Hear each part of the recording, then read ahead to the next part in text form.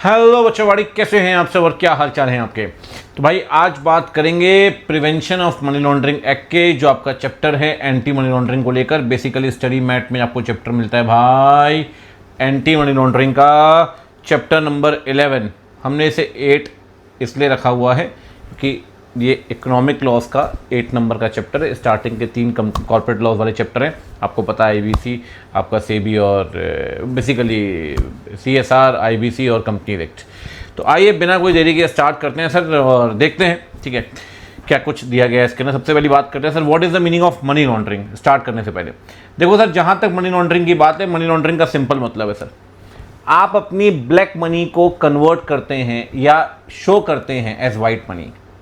The money is illegitimate यानी कि नाजायज़, यानी कि इलीगल मनी है। वो पैसा कहाँ से आया? वो पैसा आया प्रोसीड्स ऑफ क्राइम से, और वो पैसा जो ब्लैक मनी का आपने कमाया है प्रोसीड्स ऑफ क्राइम से आया है। प्रोसीड्स ऑफ क्राइम का पूरा स्केड्यूल दिया हुआ है, प्रोसीड्स ऑफ क्राइम में क्या क्या आता है। अगर आप उस ब्लैक मनी को वाइट मनी के तौर पे डिस्क्लोज करते हैं, एक टेंटेड मनी, ब्लैक मनी को बोलते हैं टेंटेड मनी, आप उसे शो करते हैं as white money, untainted money, तो आप लायबल होंगे सर मनी लॉन्ड्रिंग के लिए। सिर्फ डिस्क्लोजर के लिए लायबल नहीं है, बहुत सारी बातें दी हैं। कहता है सर आप उस ब्लैक मनी को होल्ड करते हैं, ट्रांसफ़र करते हैं, तो आप हर कुछ भी करते हैं, कैसे भी इन्वॉल्व हैं, डायरेक्टली इनडायरेक्टली आप लायबल है फॉर मनी लॉन्ड्रिंग। अगर बात करें सर तो क्या क्या आएगा इसके अंदर, एक बार देखिए ज़रा ठीक है। ये तो खैर मीनिंग पर्पज दिया, इस पर बात करते हैं अपन। ये देखिए आप, कहता है सर ये पैसा जो है वो प्रोसीड्स ऑफ क्राइम का है।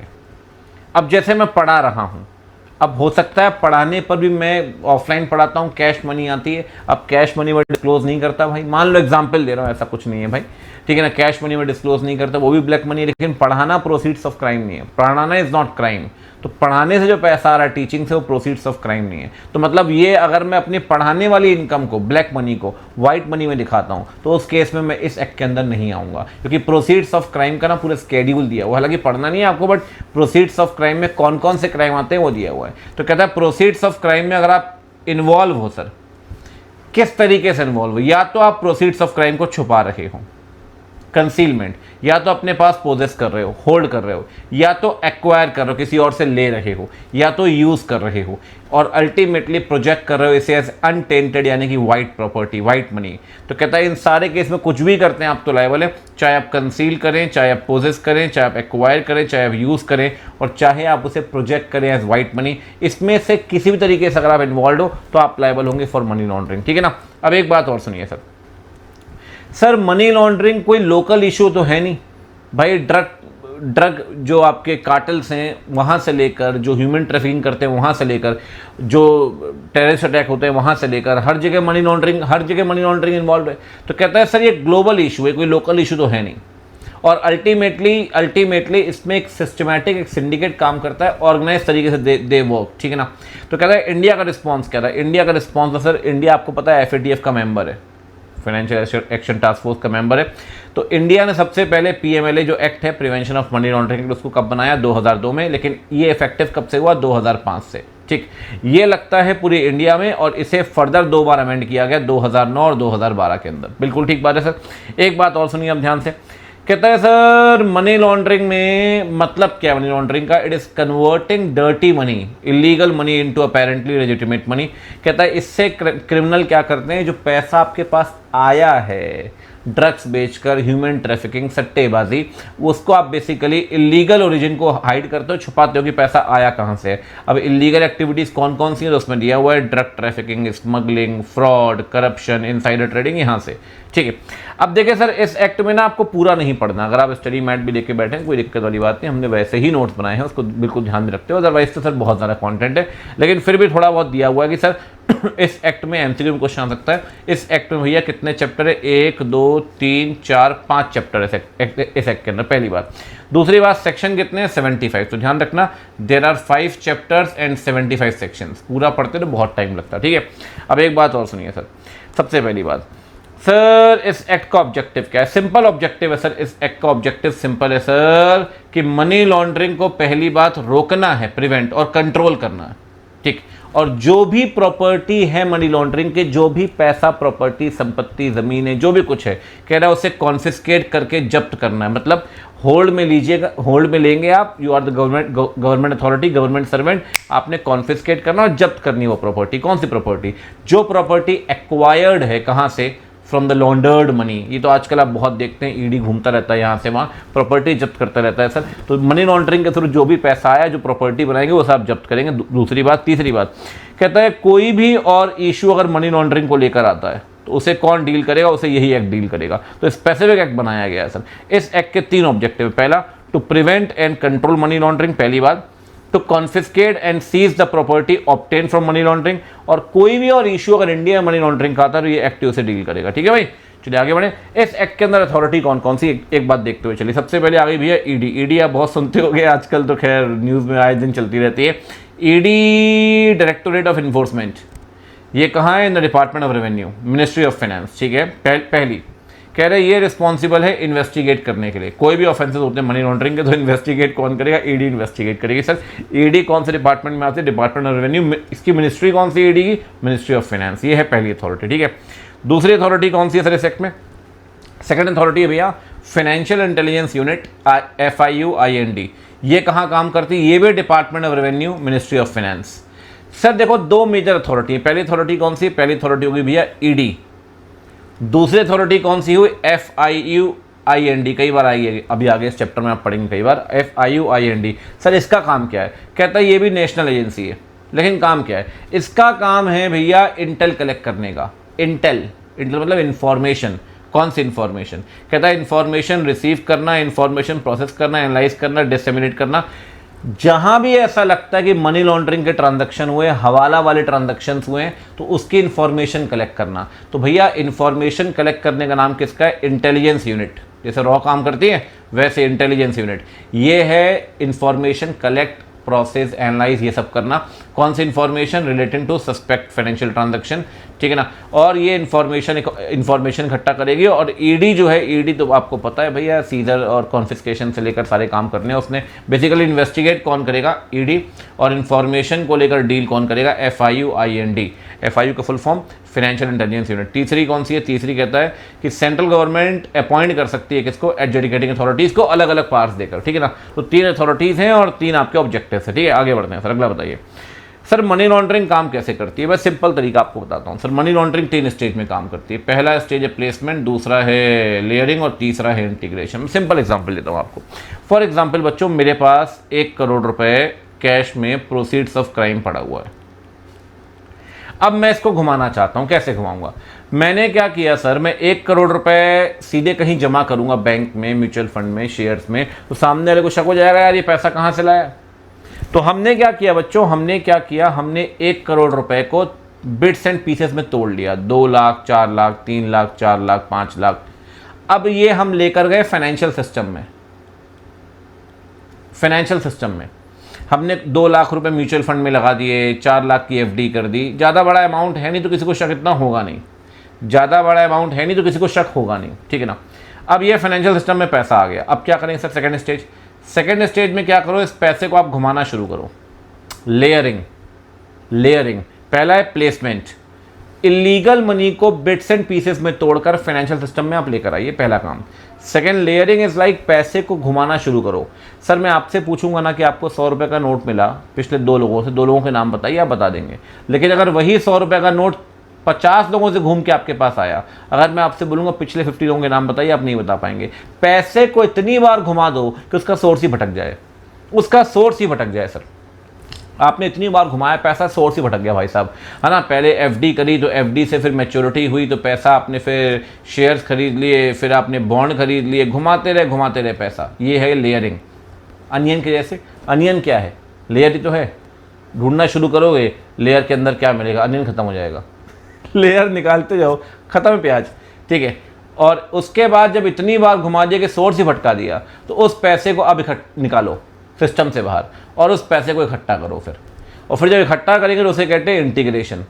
याद है ना, बिट्स एंड पीसेस में तोड़ा, ब्लैक मनी लेकर गए फाइनेंशियल सिस्टम में, फिर लेयरिंग की, फिर उसे बाहर निकाल के इकट्ठा कर दिया। इकट्ठा इज लाइक इंटीग्रेशन। अब आप लैम्बोर्गिनी खरीदो, वो वाइट मनी हो गई आपकी।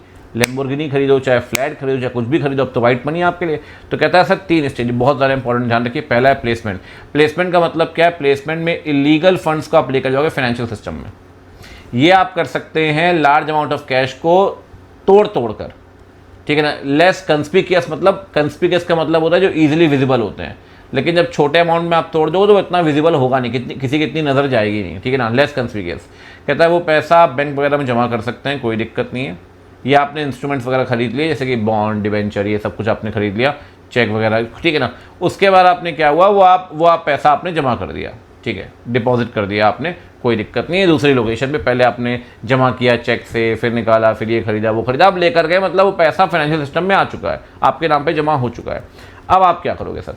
कह रहा है अब आप करोगे sir continuous convergence, movement of funds, continuous घुमाते रहोगे पैसा, घुमाते रहो न्यूमरस अकाउंट से।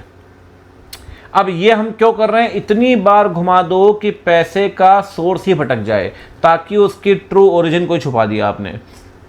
और जो उसकी ट्रू ओरिजिन क्या थी, वो तो क्रिमिनल एक्टिविटी थी। चाहे आपने मनी लॉन्ड्रिंग, चाहे आपने इलीगल काम किया, सट्टेबाजी की, ड्रग्स बेचे, जो भी कुछ किया, तो आपने उसको ना दूर कर दिया। किससे? उसके क्रिमिनल सोर्स से। इतना घुमाया ना कि उसका सोर्स ही भटक गया, उसके मतलब कहाँ से पैसा है वही भटक गया। तो कहता है यहाँ पे आप अलग अलग चैनल्स का इस्तेमाल करोगे पैसा घुमाने के लिए, जैसे कि कई सारे बैंक अकाउंट जो आपके अलग अलग लोकेशंस पे होंगे, ठीक है ना। खासकर उन जुरिस्डिक्शंस में जो जनरली कोऑपरेट नहीं करेंगे, याद करिए पनामा पेपर्स, स्विस बैंक में अकाउंट्स। तो कहता है वो स्पेशली उस जगह पे होंगे जो कोऑपरेट नहीं करेंगे एंटी मनी लॉन्ड्रिंग इन्वेस्टिगेशंस में। जैसे स्विस बैंक के अंदर आप जमा करते हैं तो आपकी कोई भी इन्फॉर्मेशन बाहर रिवील नहीं होगी। ठीक वैसा ही होता है in the case of Panama के बारे में शायद आपने सुना होगा, पनामा पेपर्स कुछ साल पहले आए थे।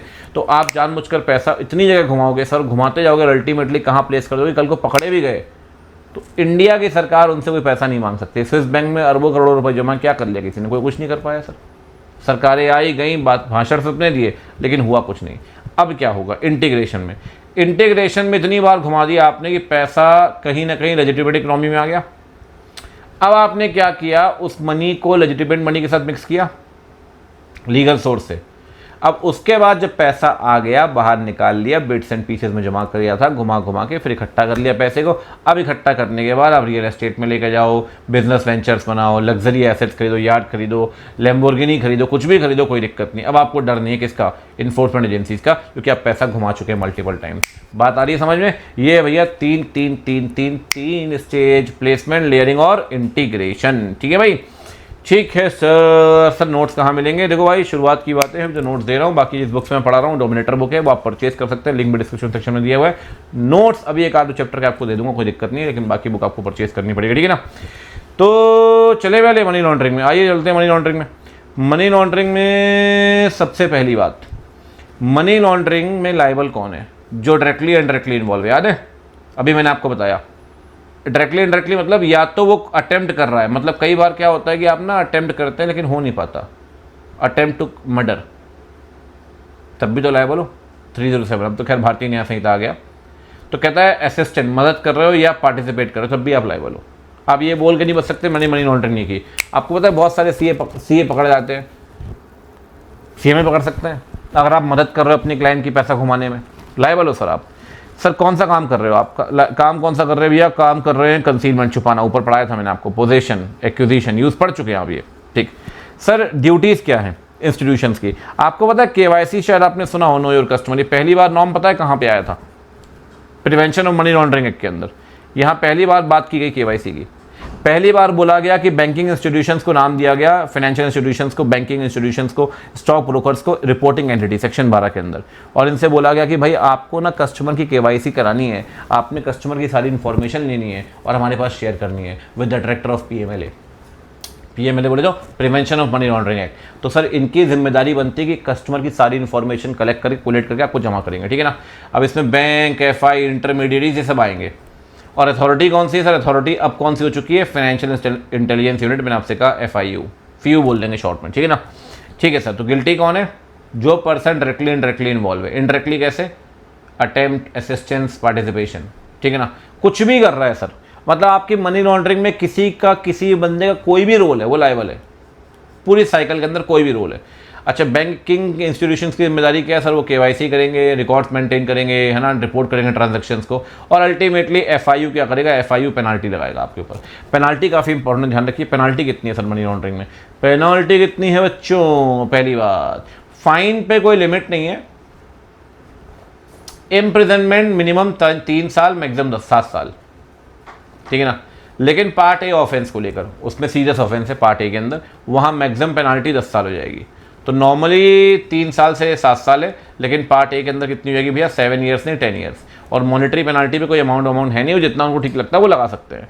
साथ में मैंने आपसे कहा कि आपकी प्रॉपर्टी अटैच और कॉन्फिस्केट भी होगी, जब्त कर लेंगे आपकी प्रॉपर्टी, अटैच कर देंगे, प्रॉपर्टी बिकवाएंगे। और हो रहा है सर, वो तो सबका ही, सबके साथ ही वही हो रहा है। बहुत परेशान भी है लोग, ऐसी बात नहीं है। अच्छा, एक बात और सुनिए, जैसे मैंने आपसे कहा ना, पार्ट ए के अंदर मैक्सिमम पेनाल्टी कितनी? 10 साल। वैसे कितनी है? 3 से 7 साल। 3 ईयर्स तो मिनिमम रहेगी, 7 साल 10 साल in the case of part A. तो कहता है कितने ऑफेंस है? कह रहे कितने पार्ट है? 1 ए, बी और सी। सर ए कौन सा है? सीरियस ऑफेंस, ठीक, जैसे कि IPC, narcotics prevention of corruption act, arms act, कट्टा बंदूक, wild life act, Salman Khan, पूछो मत बस, ठीक है ना। इस सारे केस में मैक्सिमम जेल कितनी? 10 साल की। मतलब आप तस्करी कर रहे हैं हिरन की या टाइगर की, क्या बोलते हैं उसे, स्किन पे डील कर रहे हैं, ठीक है ना, तो वाइल्ड लाइफ एक्ट लगेगा। गांजा चरस बेच रहे हैं, एनडीपीएस एक्ट। तो कह रहे हैं इन सारे केसेस में अगर आप पैसा कमाते हो, प्रोसीड्स ऑफ क्राइम में, मनी लॉन्ड्रिंग करते हैं, 10 साल की जेल है मैक्सिमम, ठीक है ना।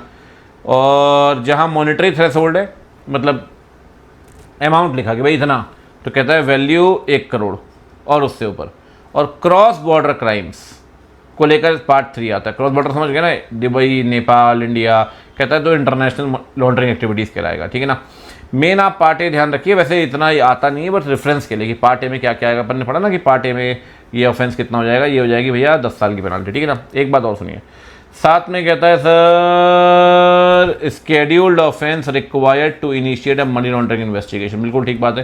कहता है जो भी ऑफेंसेस स्केड्यूल के अंदर, इसे बोलते हैं प्रेडिकेट ऑफेंसेस, कह रहे हैं इनके अंदर अगर फॉल करता है ना, पहला तो इसमें से कोई भी एक्ट में पार्ट ए में, दूसरा जहां पे 1 करोड़ का अमाउंट इन्वॉल्व है या उससे ऊपर का, तीसरा क्रॉस बॉर्डर आप कर रहे हो, इस केस में इन्वेस्टिगेशन करना बनता है सर, ठीक है ना।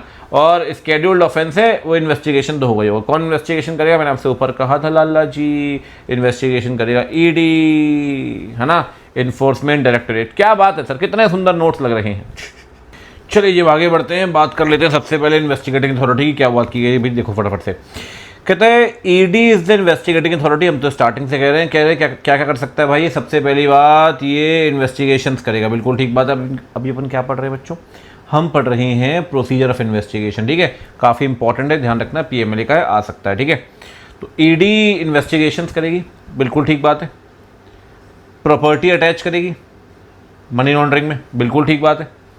साथ में ईडी के पास 2 अधिकार हैं, और मैंने आपसे कहा था ऊपर 3 अथॉरिटी हैं, ईडी, एफआईयू और एडजुडिकेटिंग अथॉरिटी। तो लिखा हुआ है कि सर एडजुडिकेट, ईडी अटैचमेंट करेगी और एडजुडिकेटिंग अथॉरिटी कंफर्म करेगी क्या? अटैचमेंट और कॉन्फिस्केशन, ठीक है, ऑर्डर करेगी और अटैचमेंट कंफर्म करेगी। अपीलेट ट्राइब्यूनल के पास जा सकते हैं भाई, किसी की प्रॉपर्टी आपने अटैच कर दी तो बंदा बोलेगा यार मेरे को तुम मेरे साथ गलत हो रहा है ये वो, कहाँ जाएगा वो? अपीलेट ट्राइब्यूनल के पास वो अपील फाइल करेगा against order of adjudicating authority. बात समझ रहे हैं आप? कहता है सर सबसे पहली बात ईडी इन्वेस्टिगेशन करेगी, प्रॉपर्टी अटैच करेगी, ठीक है ना। अटैच तो प्रॉपर्टी करेगी ईडी, लेकिन अटैचमेंट का ऑर्डर कंफर्म कौन करेगा? Adjudicating authority.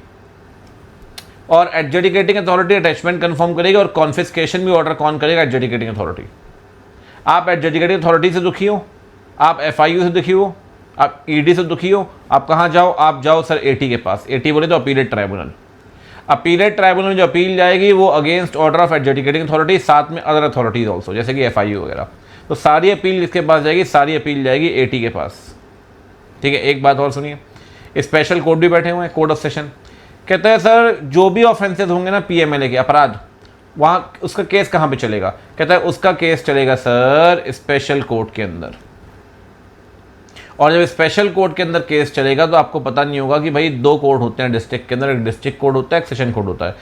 क्रिमिनल मैटर जो होते हैं वो सेशन कोर्ट में चलते हैं, तो कहता है सर इस सेशन कोर्ट को ना, कुछ सेशन कोर्ट को हमने डेजिग्नेट कर दिया सरकार ने कि भाई आपने पीएमएलए वाले ऑफेंस देखने हैं। अब जैसे होता क्या, प्रैक्टिकली सेशन कोर्ट है, अब इतनी बड़ी बिल्डिंग है, 2-4 कमरे आपने दे दिए, बोले यहाँ पीएमएलए के ऑफेंस चलेंगे, तो 2-4 कमरों को आपने बोल दिया स्पेशल कोर्ट, 4 कमरे दे दिए, बोले स्पेशल कोर्ट है पीएमएलए का, तो पीएमएलए का ऑफेंस स्पेशल कोर्ट में ही चलेंगे, ठीक है ना। और साथ में जो भी ऑफेंसेज है connected simultaneously under CrPC. CrPC मतलब कोड ऑफ क्रिमिनल प्रोसीजर, क्योंकि अगर आप क्राइम कर रहे हो, फॉर एग्जाम्पल आपने मनी लॉन्ड्रिंग की, फॉर एग्जाम्पल आपने ह्यूमन ट्रैफिकिंग की, आप ड्रग्स बेच रहे हो, गांजा बेच रहे हो, तो सर आपके ऊपर सीआरपीसी तो लगना ही लगना है।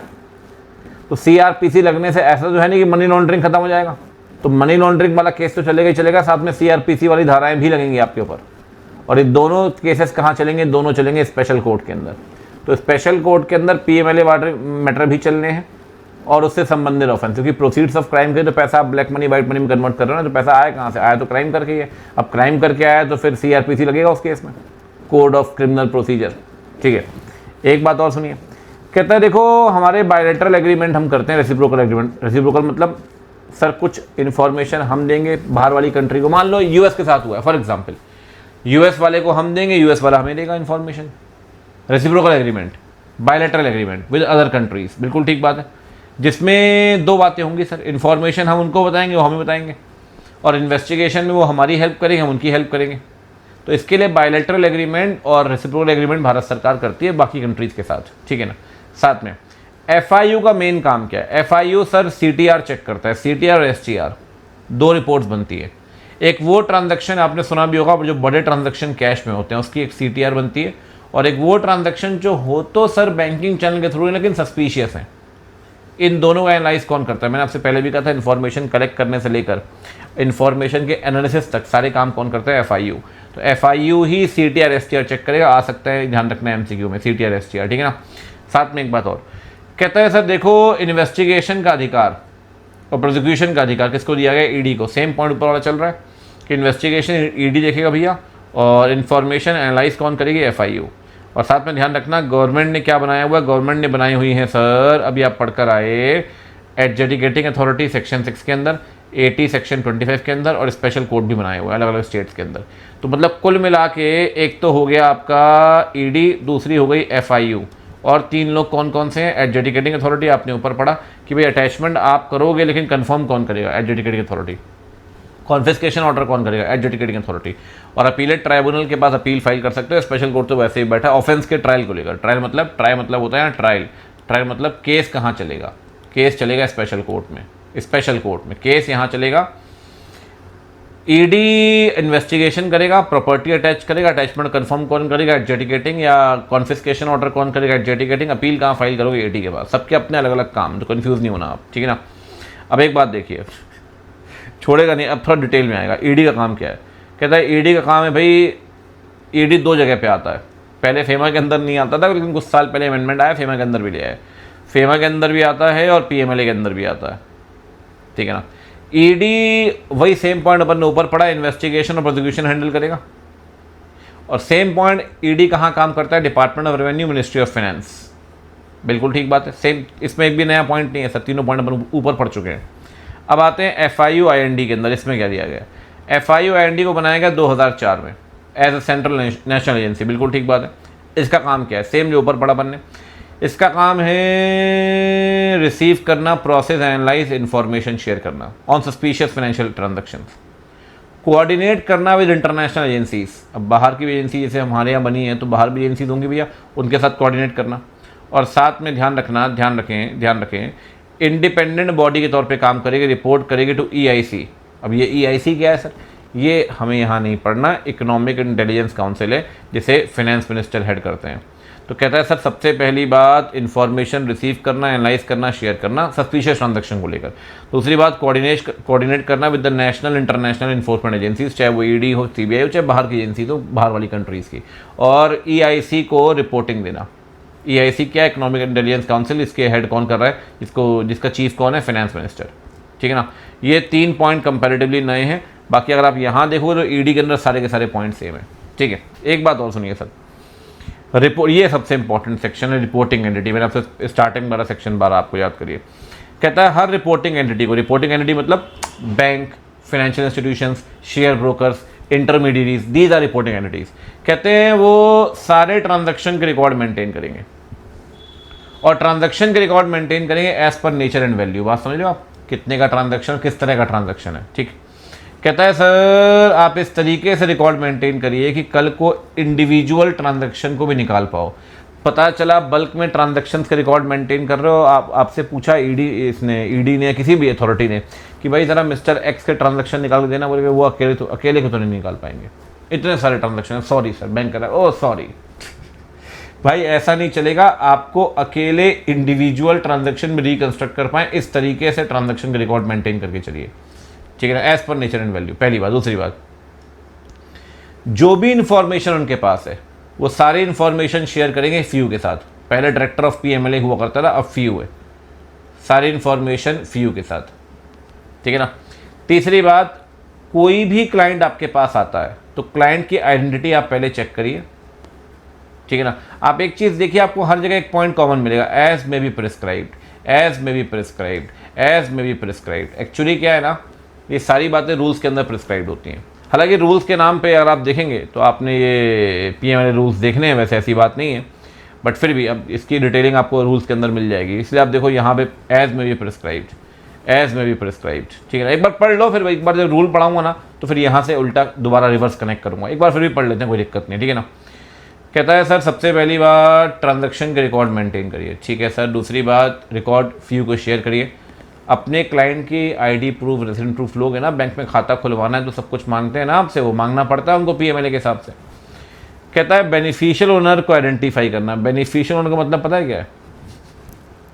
अब मैंने अपने यहाँ काम कर रहे लड़के को, मेरे ऑफिस में रितेश भैया को, मैंने कहा बेटा ये 4 लाख रुपए ले और इसके शेयर्स खरीद ले। खुश हो गया, अरे सर पार्टी होगी आज तो। मैंने कहा बेटा तू मेरे लिए खरीद रहा है, जब बोलूँगा तब बेचना पड़ेगा और मेरे को पैसे देने पड़ेंगे। सैड हो गया, अपने लिए खरीदवा रहे, खुद क्यों नहीं खरीदा? मैंने कहा बेटा खरीद नहीं सकता, समझ, ब्लैक मनी है। अगर रितेश भैया मेरे पैसे के शेयर्स मेरे लिए ही खरीद रहे हैं तो रितेश भैया सबकी नज़रों में ओनर है, लेकिन मेरे लिए खरीद रहे हैं, मुझे आप क्या बोलेंगे? Beneficial owner. तो कहता है आपको रितेश भैया को भी आइडेंटिफाई करना है, उसकी आइडेंटिटी भी चेक करनी है। ये रिपोर्टिंग आइडेंटिटी की जिम्मेदारी है बैंक की, इंटरमीडियरीज की, और एक्चुअल में कौन किसके बिहाफ में वो पैसा लगा रहा है वो भी आइडेंटिफाई करना है साथ में। कहता है रिकॉर्ड मेंटेन करिए। सर रिकॉर्ड तो पहले ही मेंटेन कर रहे हैं, लेकिन अब नया पॉइंट क्या आ गया? नया पॉइंट सुनो। कहता है रिकॉर्ड जो मेंटेन कर रहे हो ना, क्लाइंट की आइडेंटिटी, आईडी प्रूफ और ये सब कुछ, चाहे क्लाइंट की हो चाहे बीओ बोले तो बेनिफिशियल ओनर, इन सब के रिकॉर्ड संभाल के रखिए 5 साल तक। Important for MCQ. ठीक है ना। कहता है ये 5 साल तक संभाल के रखिए सर।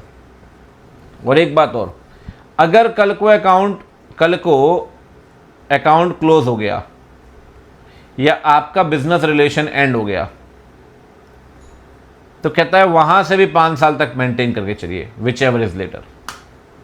मतलब आपको 5 ईयर्स तक वो सारे रिकॉर्ड मेंटेन करने। मान लो रितेश भैया ने 4 लाख रुपए जमा किए, उस ट्रांजैक्शन की डिटेल, रितेश भैया की आईडी प्रूफ, 50,000 रुपये पैन लगता है, सब कुछ बैंक 5 साल तक मेंटेन करेगा ट्रांजैक्शन से। और अगर कल को रितेश भैया ने अपना अकाउंट बंद कर दिया, मान लो 1-1.5 साल के बाद, तो कह रहा है 5 साल ट्रांजैक्शन से या 5 साल अकाउंट क्लोजर से, विच एवर इज लेटर। बात समझ रहे हो? 5 साल अकाउंट क्लोजर से या 5 साल बिजनेस रिलेशनशिप, जब आपका अकाउंट बंद हुआ है, विच एवर इज लेटर, दोनों में से 2 दिन बाद में आएगा। तो आपने 2026 में ट्रांजैक्शन किया तो 5 साल तक मेंटेन करेंगे, फिर 28 में अकाउंट क्लोज कर दिया, 5 साल यहाँ से, विच एवर इज लेटर, मतलब 33 तक आपको मेंटेन करना पड़ेगा उस क्लाइंट की इंफॉर्मेशन। क्या बात है सर। रिपोर्टिंग एंटिटीज में कौन आएगा? रिपोर्टिंग एंटिटी में बैंकिंग कंपनी आएगी, फाइनेंशियल इंस्टीट्यूशन आएगा, इंटरमीडिएट आएगी, पर्सन जो काम कर रहा है, डेजिग्नेटेड प्रोफेशन, मतलब डेजिग्नेट किया गया कौन से काम होते हैं वो, शेयर ब्रोकर और ये सब लोग आते हैं उसमें। ठीक है ना। बाकी बैंकिंग इंस्टीट्यूशन, फाइनेंशियल इंस्टीट्यूशन और इंटरमीडिएट। ठीक है ना। क्या काम है? फिर से एक बार देखना, रिकॉर्ड मेंटेन करना, एफआईयू को इन्फॉर्मेशन शेयर करना, क्लाइंट की आइडेंटिटी वेरीफाई करना, बेनिफिशियल ओनर को पहचानना, रिकॉर्ड 5 साल तक मेंटेन करना। ठीक है। ज़रा कुछ इसमें है नहीं, एक बात और सुनिए ज़रा, ये किसकी है? ये है सेक्शन 12। हम इसकी बात अभी करते हैं, ज़रा अथॉरिटीज़ की और स्पेशल कोर्ट की बात करते हैं। पहले ज़रा बात कर लेते हैं रूल्स की। एक बार देखिए, अब रूल्स ऊपर आपने पढ़ लिया, कुछ तो उसमें समझ में, मतलब आपने पढ़ा सब कुछ है बट अंडरस्टैंडिंग नहीं मिली होगी आपको, लगा सर इतनी अंडरस्टैंडिंग नहीं है, तो अब आप रूल पढ़िए, सारी अंडरस्टैंडिंग आ जाएगी आपको। सर ये रूल्स बनाए गए थे 2005 में। कौन से रूल्स हैं सर? ये रूल्स हैं भैया, आप देख सकते हैं, prevention of money laundering maintenance of record rules 2005, जो ऊपर पड़ा ना सेक्शन, उसके डिटेल में रूल पढ़ेंगे। अब रिवाइज हुए 2023 में। तो क्या रूल्स हैं, आइए पढ़ते हैं। हर रिपोर्टिंग एंटिटी रिकॉर्ड्स मेंटेन करेगी। वो सारे कैश ट्रांजैक्शन जो 10 लाख से ऊपर के, आई मुद्दे की बात आई।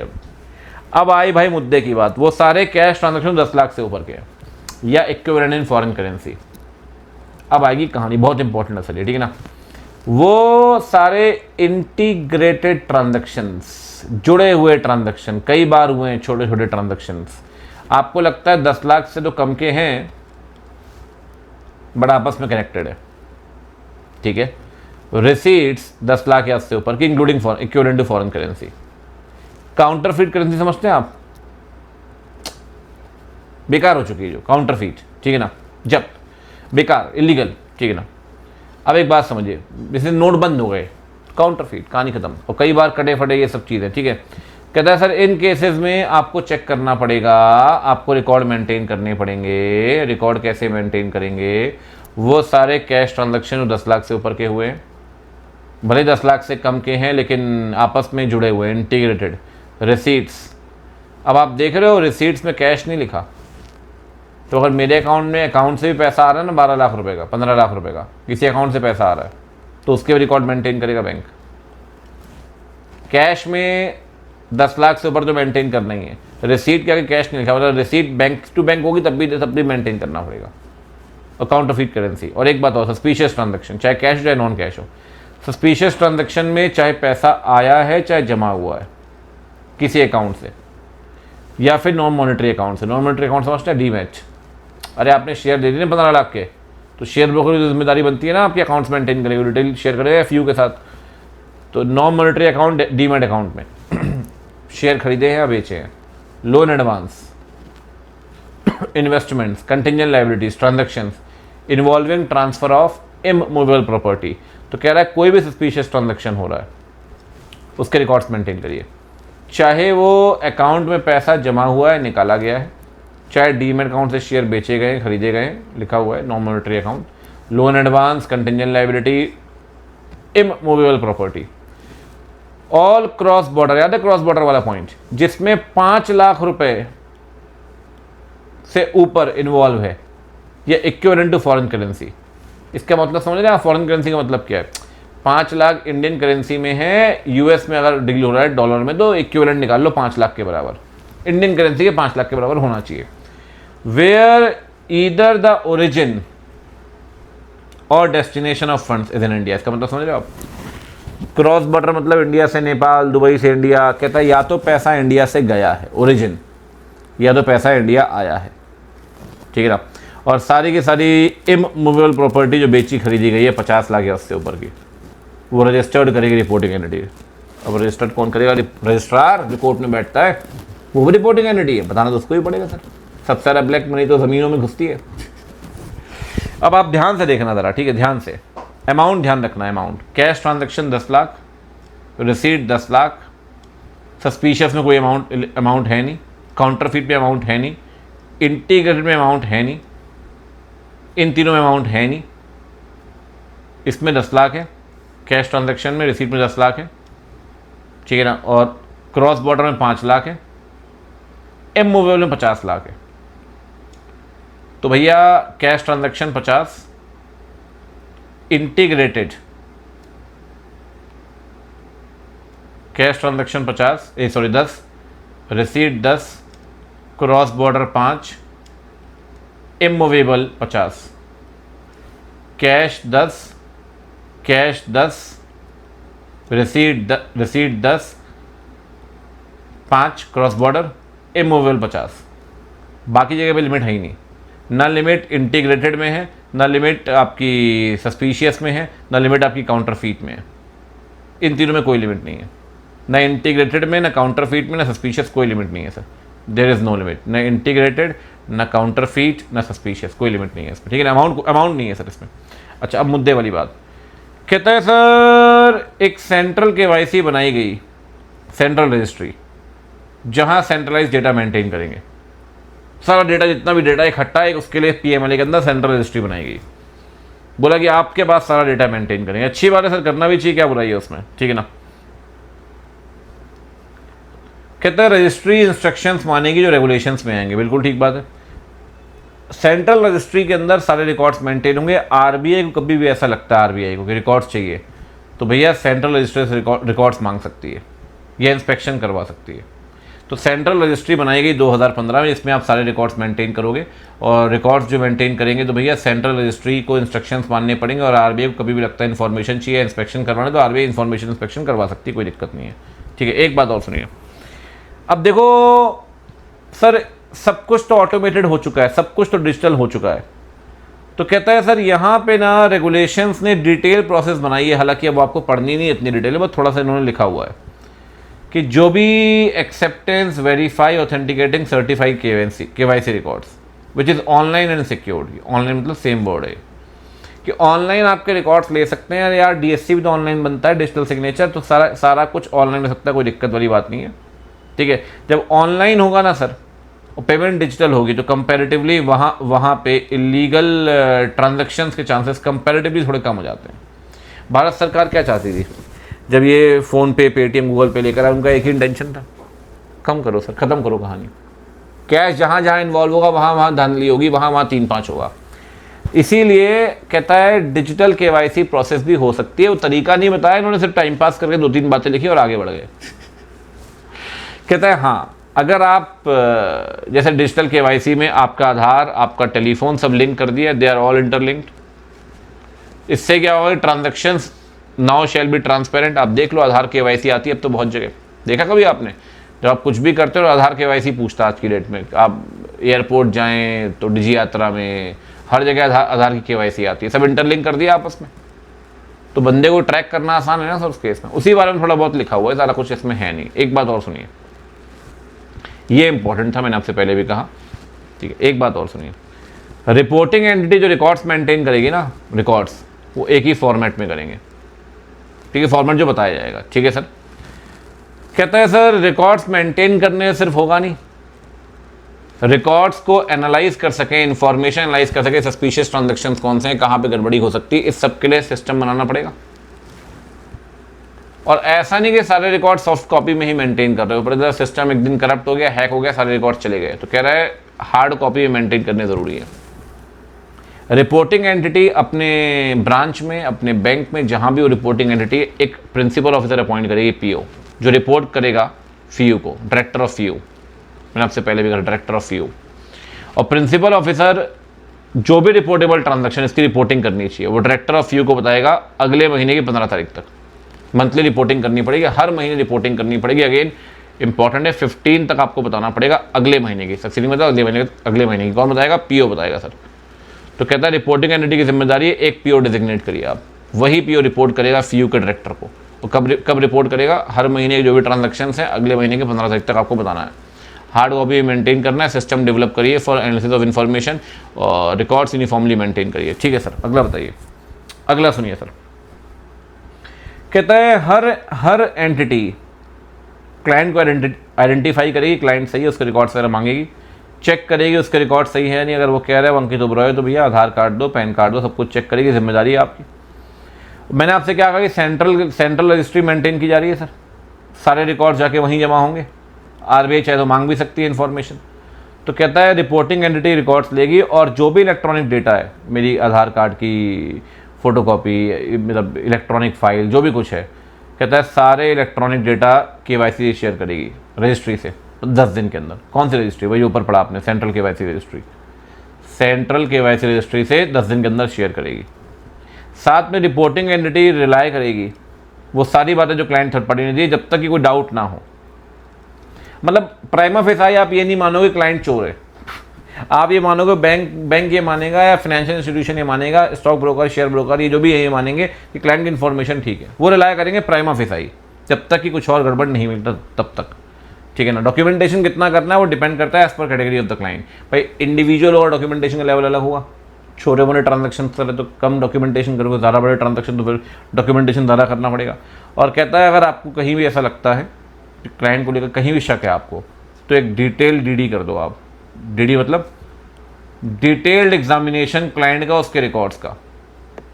CDD क्लाइंट ड्यू डिलीजेंस भी आप कर सकते हैं, कोई दिक्कत नहीं है। कई बार आप देखना वो आपको ना एम्फेसाइज करते हैं कि सर घर आके साइन करवाते हैं ना आपसे अकाउंट फॉर्म, थोड़ा चेक करना चाहते हैं आप सही बंदे हो, आपके फाइनेंशियल सही हैं, आप ऑथेंटिक हो गई, 3-5 ब्लैक मनी तो नहीं घुमा रहे हुए, सब कुछ। तो कहता है आप क्लाइंट को आइडेंटिफाई करो, आइडेंटिफिकेशन की ऐसी कंप्लायंस है, आप चेक करो सारी डिटेल सही है। KYC रिकॉर्ड्स में आप 10 दिन के अंदर शेयर करिए, जब तक कि कुछ गड़बड़ ना हो आप मान के चलिए सारे रिकॉर्ड्स चाहिए। कितनी इन्फॉर्मेशन डॉक्यूमेंटेशन करना है वो डिपेंड करता है कैटेगरी ऑफ क्लाइंट के ऊपर, ठीक है ना। साथ में एंटिटी डिटेल डिलीजेंस कर सकती है, ड्यू डिलीजेंस, अगर आपको लगता है कहीं भी कोई सस्पिशियस है सब, ठीक है ना। तो ये हो गया भाई क्लाइंट आइडेंटिफिकेशन, KYC कंप्लायंस, ये हो गया रिकॉर्ड मेंटेनेंस। ये मुद्दे वाली बात है सर, मुद्दे वाली बात, रिकॉर्ड्स वाली, ये बहुत इंपॉर्टेंट है, ठीक है ना। ये तो खैर टाइम पास है दोनों। अच्छा अब एक चीज़ देखिए, सब कुछ हो चुका है। सबसे पहली बात, एडजुडिकेटिंग अथॉरिटी के पास काम क्या है सर? एडजुडिकेटिंग अथॉरिटी के पास अधिकार है, वो सारे फंक्शंस एक्सरसाइज करेगी जो PMLA के अंदर दिए गए हैं, ठीक है ना। कहता है एडजुडिकेटिंग अथॉरिटी डिसाइड करेगी क्या प्रॉपर्टी इन्वॉल्व है मनी लॉन्ड्रिंग में। और मैंने आपसे ऊपर भी कहा था, अगर प्रॉपर्टी को कॉन्फिस्केट करना है, कॉन्फिस्केट तो ऑर्डर कौन पास करेगा? कॉन्फिस्केशन के लिए एडजुडिकेटिंग अथॉरिटी ही ऑर्डर पास करेगी राइटिंग में कि अटैचमेंट करना है, प्रॉपर्टी कॉन्फिस्केट कर लो आप, या जो रिकॉर्ड वगैरह आपने जब्त किए उसे रिटेन कर लो अपने पास, प्रॉपर्टी रिटेन कर लो। गवर्नमेंट ऑफिसर को बोलेगा रिकॉर्ड जब्त कर लो, प्रॉपर्टी अटैच कर लो, बेची जाएगी प्रॉपर्टी। अब तो 3 चीज़ें हैं सर, वो सारे अधिकार, सारा पावर्स अथॉरिटी जो एक्ट के अंदर दी गई वो इस्तेमाल करेंगे आप। एडजुडिकेटिंग अथॉरिटी ये तय करेगी प्रॉपर्टी इन्वॉल्व है PMLA में, और अगर इन्वॉल्व है तो राइटिंग में ऑर्डर पास करेगी, प्रॉपर्टी को अटैच करो, कहानी खत्म करो, ठीक है ना। अब देखो AT के पास क्या है, AT को बनाया सेंट्रल गवर्नमेंट ने, बिल्कुल ठीक बात है।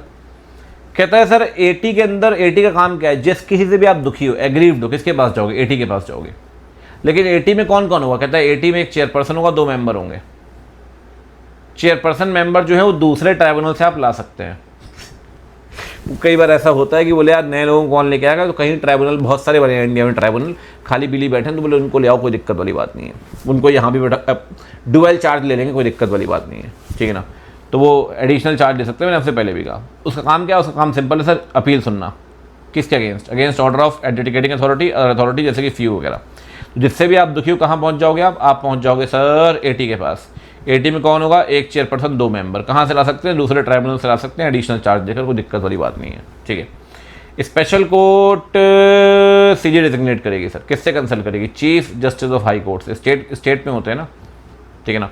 तो कहता है इसमें कौन कौन से ट्रायल शुरू करेगा? सेक्शन 4 वाले, मनी लॉन्ड्रिंग, उससे संबंधित स्केड्यूल ऑफेंस, मैंने ऊपर कहा था आपसे, ड्रग, ह्यूमन ट्रैफिकिंग, ये सब ट्रायल होगा एज पर CRPC। ऊपर पढ़ने पड़ा ये पॉइंट।